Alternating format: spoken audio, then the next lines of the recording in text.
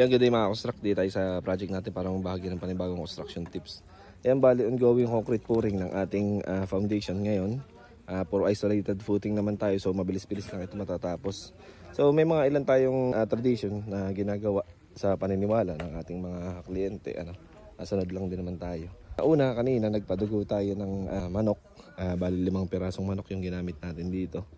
Tapos naghulog kahapon si client ng mga lucky coins sa bawat foundation. And ngayon ihahabol pa natin itong kanilang rosary na pinapalagay sa ating foundation do sa 4 na kanto ng bahay. Kung may mga ilan tayong sinasagawa gaya nga nun na nabanggit ko. At hindi naman natin maaalis kung maniniwala or hindi ang kliyente doon.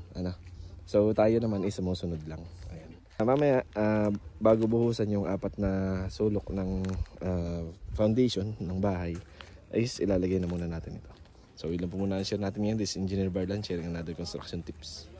Thank you mga construct.